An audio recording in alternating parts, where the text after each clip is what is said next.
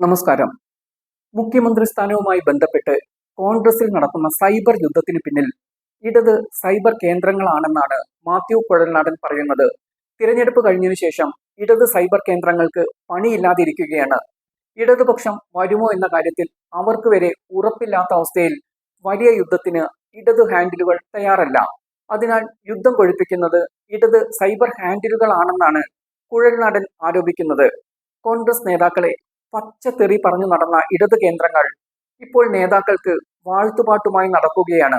ഇതിനെല്ലാം പിന്നിൽ ഇടത് സൈബർ കേന്ദ്രങ്ങളാണെന്നാണ് കുഴൽനാടന്റെ പക്ഷം.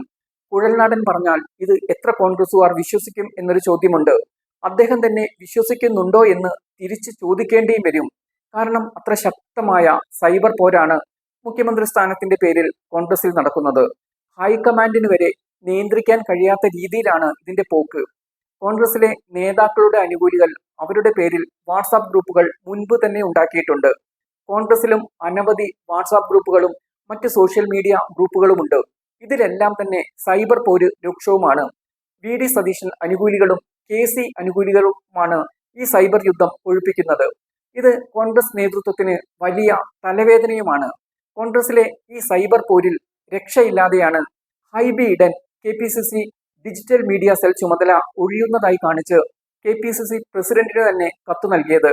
കോൺഗ്രസിലെ സൈബർ പോരിൽ DGPക്ക് പരാതി നൽകി KPCC digital media cell coordinator Vimala Binu രംഗത്ത് വന്നതിന് പിന്നാലെയാണ് സ്ഥാനമൊഴിയുകയാണെന്ന് ഹൈബി ഈഡനും വ്യക്തമാക്കിയത്.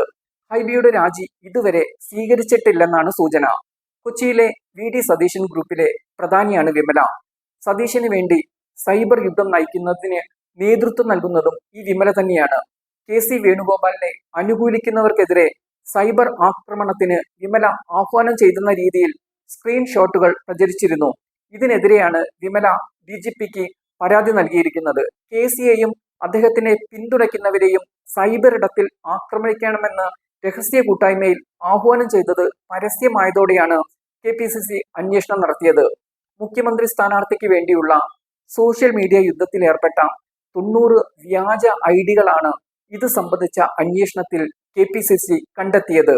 സൈബർ യുദ്ധം എല്ലാ അതിർവരമ്പുകളും ഭേദിച്ചതോടെ പ്രസ്താവനകൾക്കും സാമൂഹിക മാധ്യമ ചർച്ചയ്ക്കും KPCC വിലക്കും ഏർപ്പെടുത്തിയിരുന്നു. ഇതെല്ലാം മുന്നിൽ നിൽക്കെയാണ് ഇടത് സൈബർ കേന്ദ്രങ്ങളെ പഴിചാരി രക്ഷപ്പെടാൻ കുഴൽനാടൻ ശ്രമിക്കുന്നത്.